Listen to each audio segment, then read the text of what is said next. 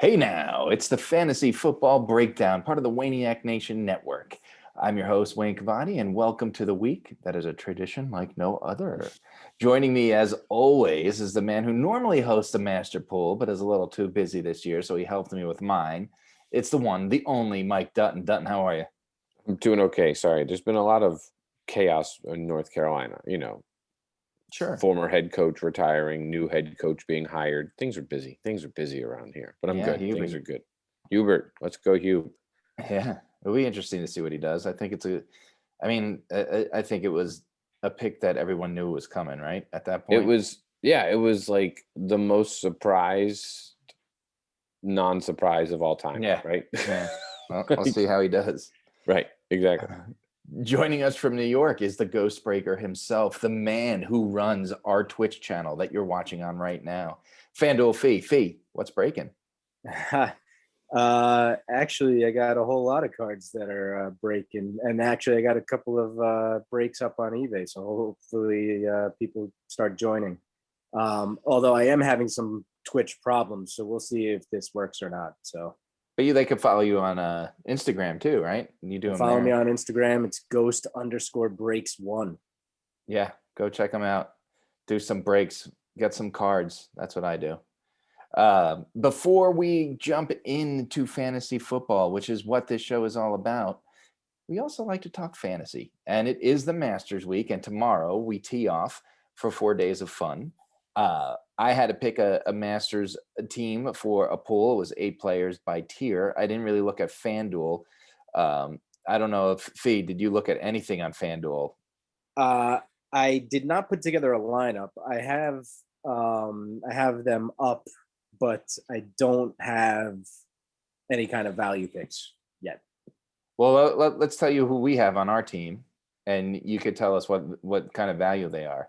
Sure. Let's do that. So Dutton and I picked a team together, and we're going with John Ramalama Ding Dang and JT. Those are our 2 big guys from tier 1. I'm sure those guys are off the boards on the FanDuel charts. Huh? Number 3 and number 4 highest salary Yeah. guys. Yeah, that's not a surprise. Who's 3? Justin Thomas or John Ram?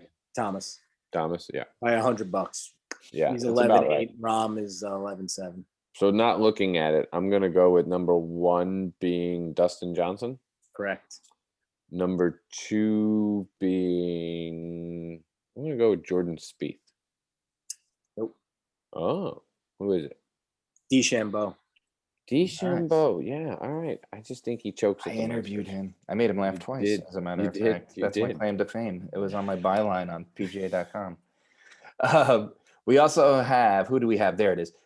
Zach Johnson, Lee Westwood, Cameron Smith, Justin Rose, Matt Kuchar, and who else? Who did I forget? Ian Poulter. Ian Poulter, that's correct. Any of those guys high up there or a lot of value? I can tell you right now, I would never pick Cooch in 100 years, but I pick Cooch every year. And the year that I don't pick him is the year he wins. So he's locked in for me every year. There's just he makes the cut. And I'm telling you, I don't know much about a lot of different pools. I run mine, and all the different nuances are different. But if you can get a guy in any golf pool, Masters, US Open, or just any normal weekend golf pool that consistently makes the cut, you're good to go. And Kuchar makes the cut at Augusta. You don't know what's going to happen after Friday, but he's going to make the cut. I was reading something that he's outside the top 100 in green percentage this year, so that's not a good thing going into. That's not good going into Augusta. Kuchar is pretty good value on FanDuel. He's at 8,800, so at least he's under the average for top golfers. So, you need six golfers. You have 60,000. The average is 10,000. He's only 8,800. So he's value there for sure. Yeah. I wish that he would be a little less. What's a guy like Louis Oosthuizen fee? Because that's a guy who is never going to win the Masters. But man, how many times is he in the final group on a Sunday? So he's 9,300. Yeah. He's 500 more than Kuchar. Yeah, that's about where I would put him too. Yep, from Georgia Tech. Yeah. So those are just the little names. Dutton, if you had to pick a winner this weekend, who are you going with? Put me on the spot, but I am going to go with I'm going to go with Cameron Smith. Cameron Smith is the only golfer to shoot 4 rounds in the 60s at last year's Masters, which was only like 5 months ago. I mean, Right. it was in November. Of course, I feel like the course is much different, so don't get confused. It's not going to be the November Masters where the greens were a little soft. It's hard, it's fast, and it's only Thursday, and there's not supposed to be a lot of rain, so it's going to be really quick come Sunday. But yeah, I'm gonna go with Cameron Smith. I mean, I'm gonna see how he does. But big horses, of course. Jordan Spieth coming off the win in Texas is huge. Maybe finally found his game. Brooks Koepka worries me, coming back with a knee injury, and Augusta, it's a hard place to come back to. Yeah. You want to see it up before you get there. Bless you. So yeah, it's always fun, and like you said, tradition like none other.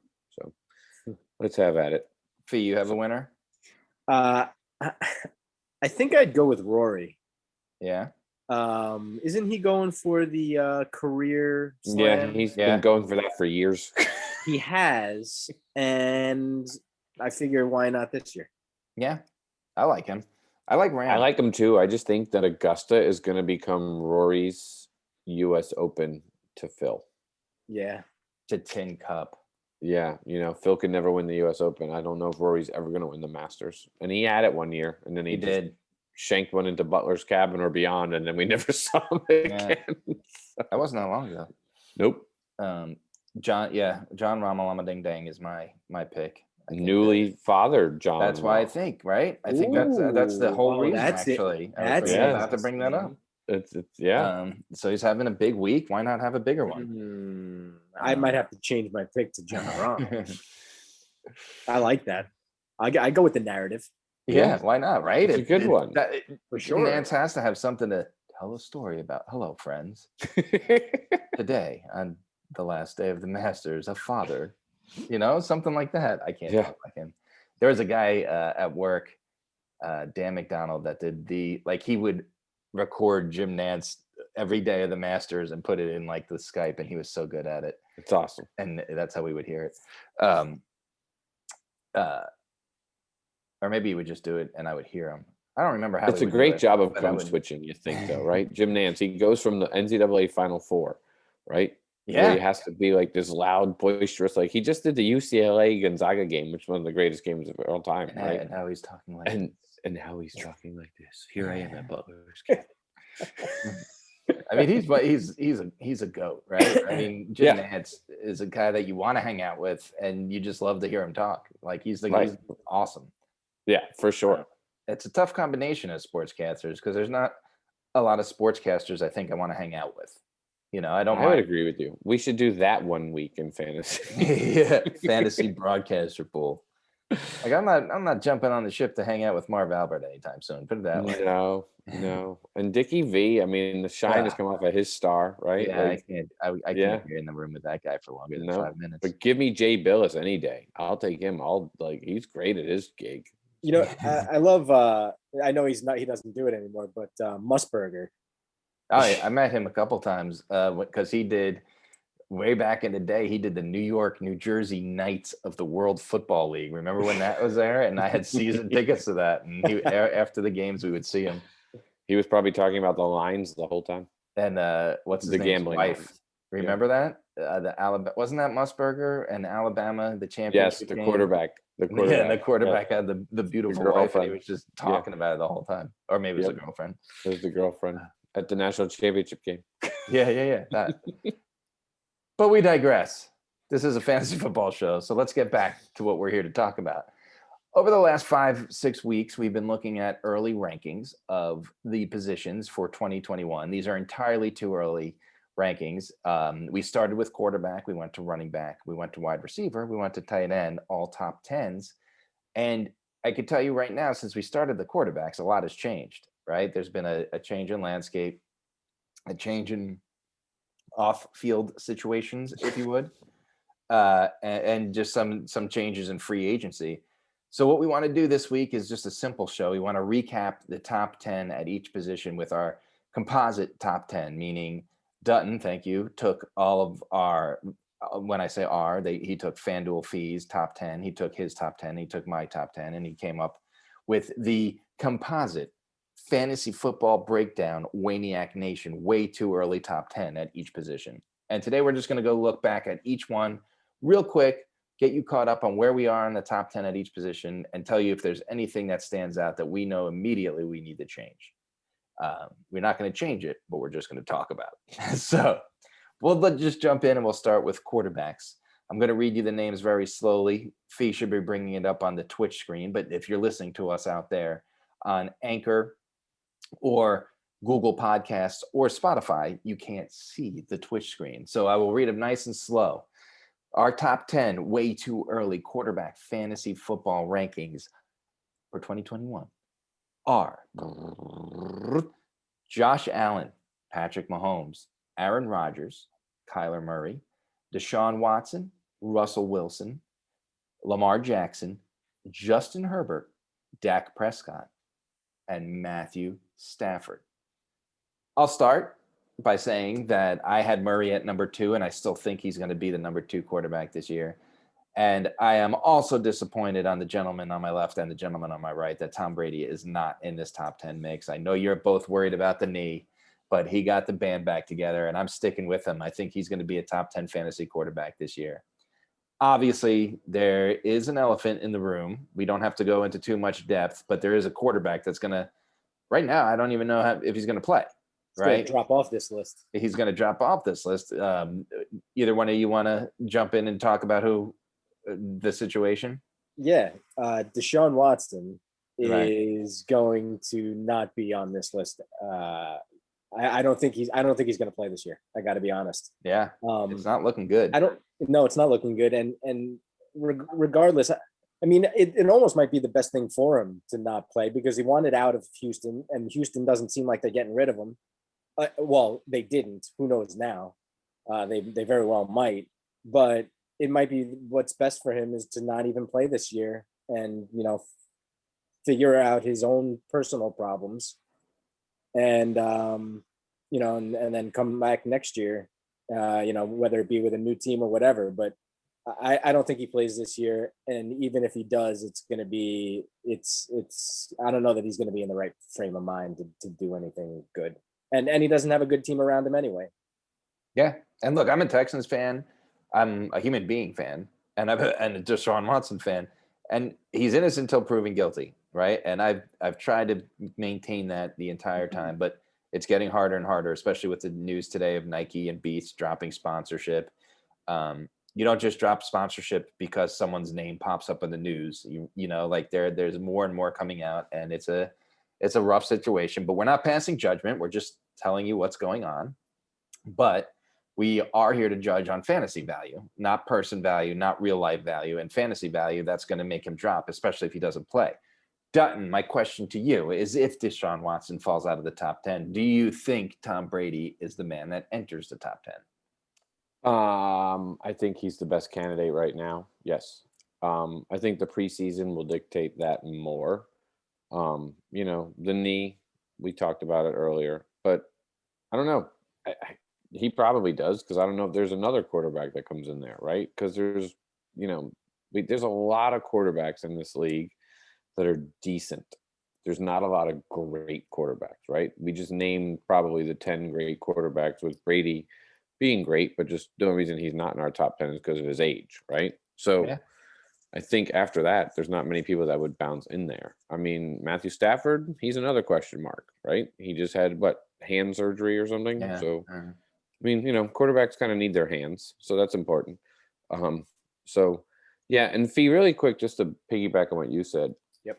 I'll go one step further with Deshaun Watson. If he doesn't play this year, I don't know if he plays again. Really? I and Wayne, you said it, the loss of sponsorships that he's now endorsed, or the endorsement deals that he's losing. Well, he got suspended. His contract. He didn't get dumped yet. No. I agree. I know, but I'm saying, I don't know. I don't want to get into it. Like you said, Wayne, you're innocent until proven guilty, but there's just a lot of smoke there. There's a lot of smoke there. Yeah, and it's just getting worse, right? It's not getting better. That's the thing here. Right. We're not judging. We're not here to be the jury.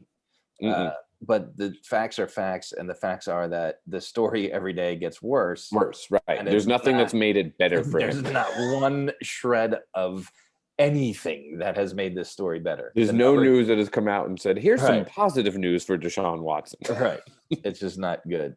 So yeah, So moving on, that gets us to our top 10 running backs. Again, if you're watching us on Twitch or the YouTube, you can see this list that we have on the screen right now. But if not, I will read them nice and slowly. Starting at number 1 for our way too early 2021 fantasy running backs.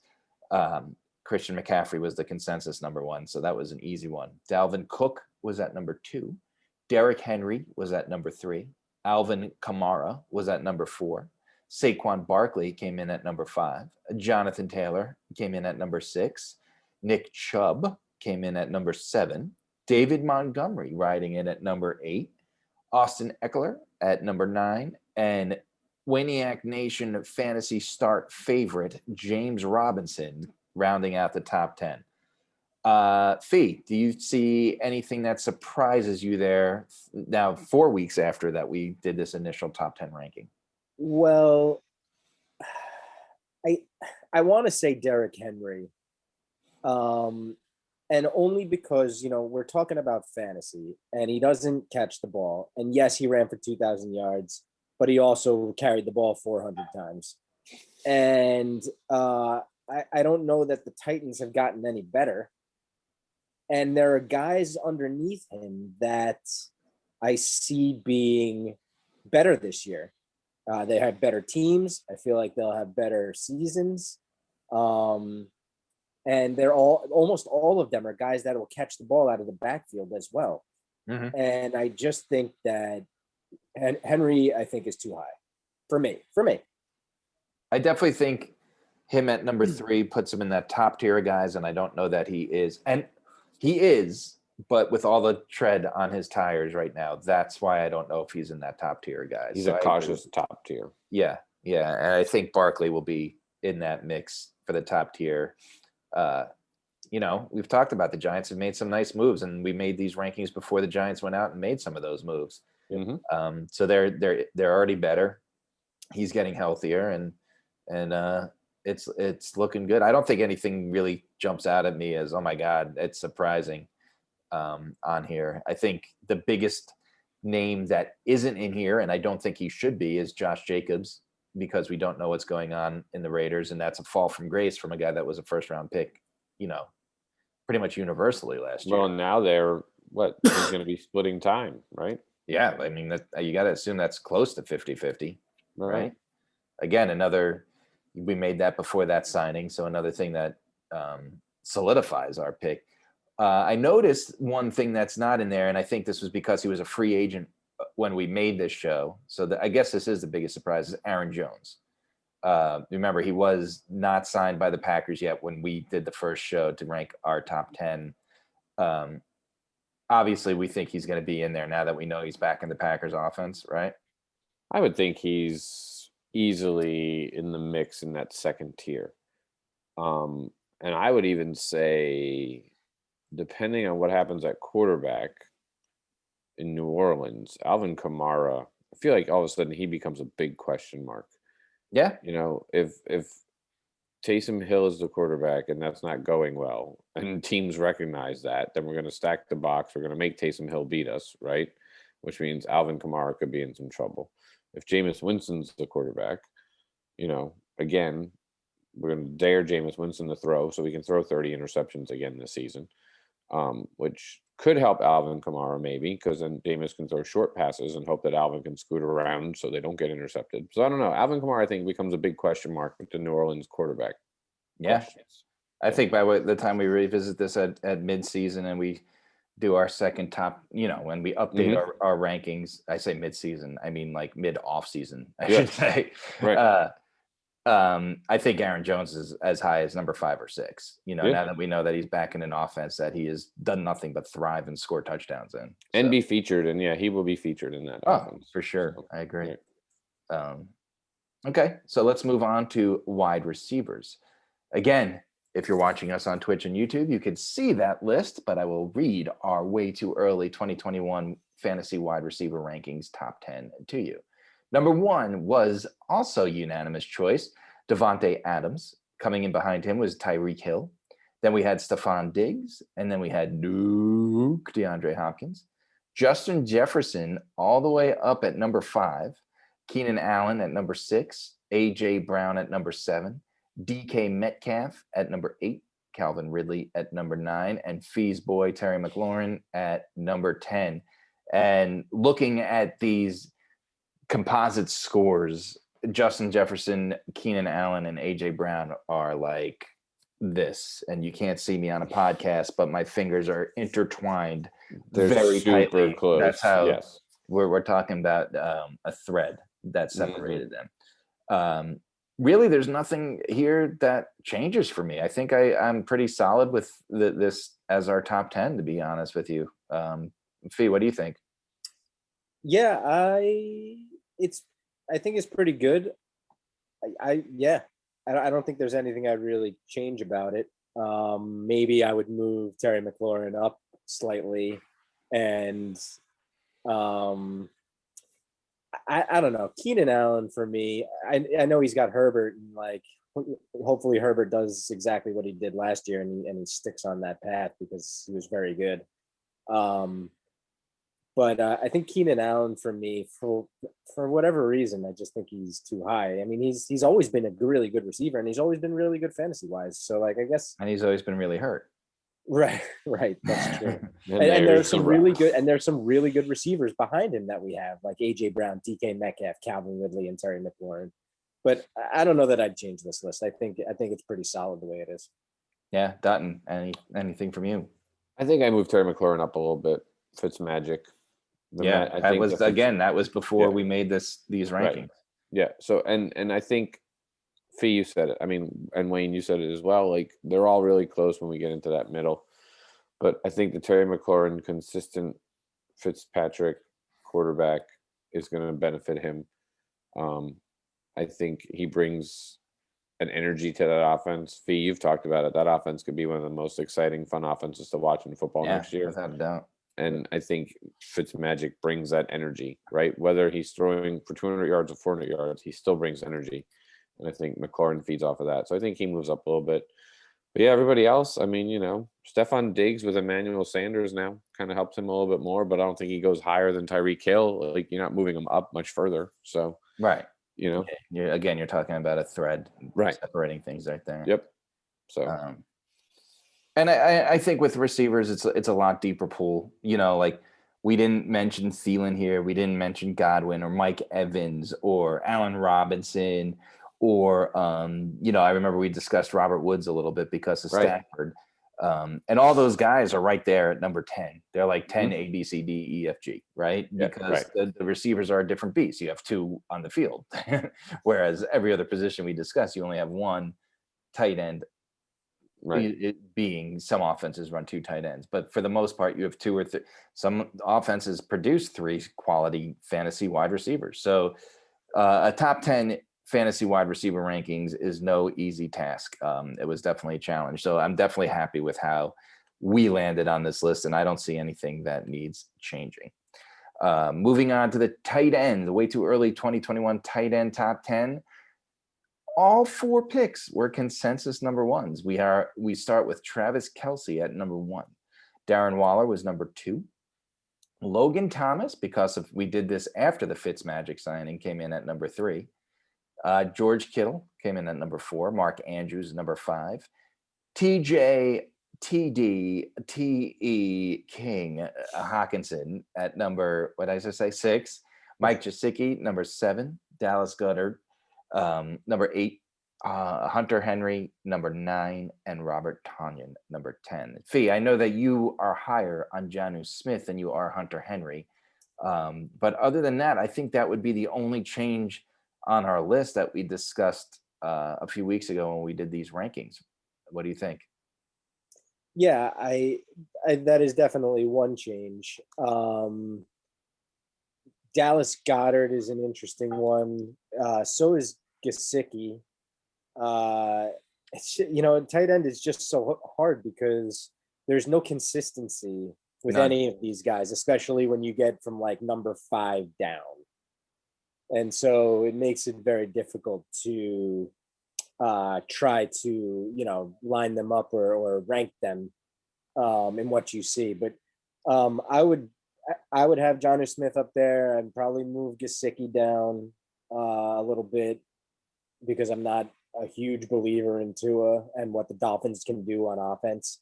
He may manage the game for them, but I don't see them becoming some sort of offensive juggernaut. And yeah, I mean, the top 5 guys I'd leave probably the way they are for the most part. Mm-hmm. And I think we said it when we did the show on tight ends, is that Kelsey, Waller, Thomas, and Kittle, whatever order you want to put them in, they're tier 1, and tier 2 is everybody else, right? Anybody else could, even Mark Andrews. I mean, he's had a good year and an okay year, right? And last year we said he was injury plagued. The Ravens had COVID situations week after week. So it's not fair to judge it. But the fact is, he's had a really good year followed by a really decent year, right? So I love our list for the top 10. I'm sure you could shuffle a couple spots around here and there. I do think Irv Smith is going to be a top 5 tight end by the end of this year because of all the touchdowns he's going to be targeted on. I really do. But that remains to be seen. And I do agree with you with Jonnu Smith. I do think he has the athletic ability, but as I said when we did the show, I want to see it. Show it to me. He played in the shadow of Delaney Walker. He got injured. Just put it all together and show it to me, because as you mentioned, tight ends are so volatile and they're so inconsistent. I want to see this guy be consistent before I jump on the bandwagon with you. There's also one guy missing from this list. Who's that? Kyle Pitts. I know you love that guy. But we don't even know where he is, right? Don't know where he is. Don't know if yet. he's going to be listed as a tight end. Right. Really don't know much. He's a big question mark going into your draft. Like, he's that sneaky guy that you draft, and some teams, some players in your league might be like, you're drafting him, and then 6 weeks down the road, people are asking you to trade for him, right? Yeah. Right. I mean, you'll know what team he's on. Right. And you'll have a better idea of what position he is depending on when your draft is, right? Right. So, and I think that's the one thing really quick on this list. The 49ers have 4 quarterbacks, and they're about to draft a 5th one at 3, right? Let's be honest. We know they're drafting a quarterback. So George Kittle, pay attention to him and what's happening with the San Francisco offense, because that could hurt his stock. And we know he's a great guy, right? No doubt. He's a great tight end, but if you have a rookie quarterback that he has now break in or whatever. And his injury wasn't like a soft tissue injury, right? I mean, like he break his leg or something? He broke his foot, I thought, or something. Yeah. So like, I mean, that's not a type of injury that is a recurring type of thing. Right. Oh yeah, I'm not worried about that. He's a beast. He'll bounce back. I'm more worried about the consistency at quarterback for him than anything. Yeah. He could end up like Darren Waller, right? That one game where he didn't do anything until they put in the 3rd string quarterback for the Washington football team, and he went off. No, you mean Logan Thomas? Oh, Logan Thomas. That's what I meant. Yeah, Logan Thomas. Yeah, so, for sure. Yeah.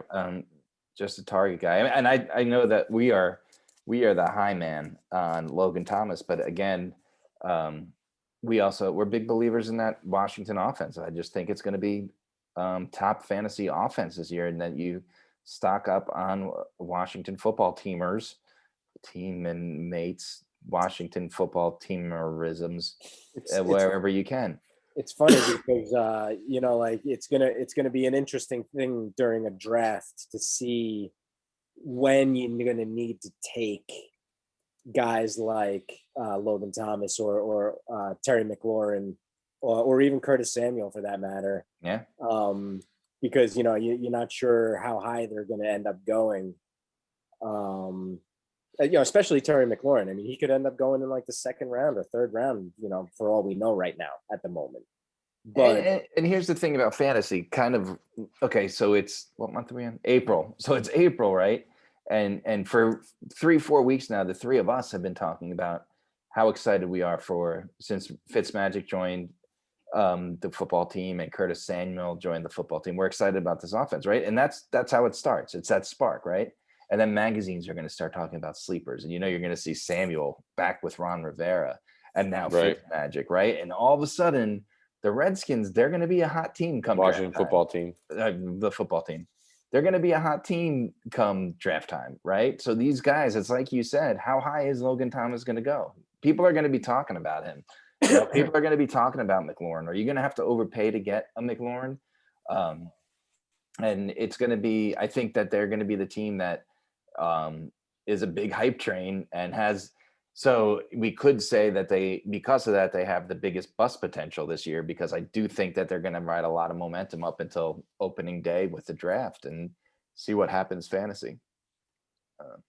That's my Yeah, I mean, then that's the fun, right? Like you go into it saying, okay, this year, this is my, I'm circling these guys in these rounds. Wait a second, Right. why are they picking them? What happened? They're blowing my whole strategy here. Right. Yeah, and that's what we're here for, right? We're kind of here to give you some insight. Obviously, it's early in the projections, so we're just giving you the top tens right now. But obviously, we're going to talk a lot over the summer about guys that you should be targeting in the middle rounds of your draft, because that's where you win a fantasy championship. Anybody could go out there and draft Travis Kelce as their first tight end. You don't need our show to tell you that, but you also do need to know how the rankings unfold and why we get to the picks that we get to the picks that we do. So that's really what we wanted to do this week. We wanted to get you caught up on our top 10s, which are now our top 40s. Lay a little groundwork, because on future shows we're going to actually have a mock draft with some old Wayniac Nation writers, and we'll break down that draft. We're not going to do the draft on the show, but we're going to do a draft, and then we'll hear Fiamano, Dutton, and myself break down round by round what we thought were the good picks or some of the bad picks. We're going to take these top 10 rankings at each position and look at overall rankings and kind of figure out where you should draft these guys. And then, like I said, that's when we get into the juicy stuff. We get into the names that maybe you're not thinking about. So there's a lot of content coming up, even though we're not close to fantasy football season. And one team that has to be having these conversations before we go are the New York Football Jets. Anyone know what they're doing? Dutton, Fiamana, anyone have any insight on? They have no quarterback on their roster, as far as I'm aware. No, don't they have James Morgan on their roster? Yeah, I don't know who that is. Yeah, I've never heard of him. It's really funny. The only reason why I do know who he is because of his rookie football card. There you go. Which reminds me, make sure you catch Ghost Breaks on his card breaks. Check him out on eBay, Instagram, and right here on this same very Twitch channel that you're watching us on right now. But yeah, I just don't get what the Jets are doing. I mean, so they're going to pick a quarterback in the draft. We're not stupid, but is that their starting quarterback?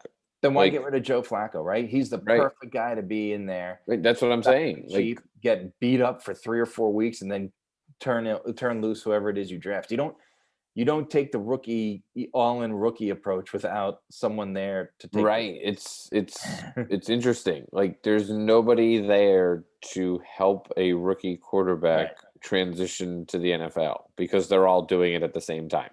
And is this a Peyton Manning situation? Are any of these quarterbacks the next Peyton Manning? When Peyton Manning was drafted by the Colts, they knew they were going to suck. They knew they were going to take their lumps, but everyone knew Peyton Manning was going to be. Everybody knew. There was no question. There was no question. Right. Are any of these guys that certain? Like, is it Trevor Lawrence that certain? Mac, I don't think so. Right? Is that what I heard that the Jets are looking at? Like, I don't know if any of these guys are that certain. They're good. I mean, they're all good, right? They're good. They're good. I mean, but Justin Fields. Hand the keys to the car on day one without anyone behind you. And the other thing is, you're handing the keys to a car of a franchise that you can't trust that they put the car together well. You know what I'm saying? Right. Right. And then you put a 4-year-old behind. Right. You might be handing them the keys to a car with like the lug nuts that are loose on the wheel. Right. Like it's not handing the keys to the car of, and Corey Davis can't catch anything, so you're in trouble. Right. And let's be fair. You're not handing the keys to the car of the Green Bay Packers, right? Who have done well historically of, here's our quarterback, here's our next quarterback. We have a system in place. This is the Jets, who they're becoming the Browns of quarterbacks, coaches, and everything. They have no system. They have no plan. It doesn't seem like they have a plan. Do they have a running back? Who's their running back? Frank Gore? No, not him. No, well, it was, but not anymore. I don't know. Is Le'Veon Bell still there? No, he's on the Chiefs. He's on the Chiefs. right. James They have Moore, Braxton probably their running- Berrios as like a slot receiver, right? Is he still mean, there? What's the Yeah. plan? Like, see, so now you're going to go with a rookie quarterback without a stud running back behind him to take the pressure off, or a veteran quarterback to take the lumps. Wide receiver, you mean? Right. Or No, yeah. no, They no, got- like they a got quarterback, Denzel Mims. Yeah, right. like I a got Kurt you. Warner, like a Kurt Yes, Warner right, when Eli, right, like right. that kind of. Yeah. So it's very, I mean, I want to say it's very surprising, but it's the Jets, right? So I mean, Again, like who are we trusting to build this car? Yeah. So, but I like their head coach, so maybe he knows what he's doing, but maybe. and it can't be any worse, right? So got to try something. Maybe that's the philosophy and the plan. Right. It can't be any worse. the New York Jets. We can't be any worse. Anyway, hopefully we're not much worse. So and you tune in next week. Remember, follow us on YouTube at the Wayniac Nation Fantasy Football Hug. You can listen to us on Spotify, Anchor, and Google Podcasts. We're still working on iTunes, and catch us every week live at between 9 and 9:15 on the Ghost Breaks Twitch channel. Thank you for joining us once again. We'll talk to you soon. Subscribe, like, support. We love you all, and have some fun watching golf It's a tradition like none other. like none other.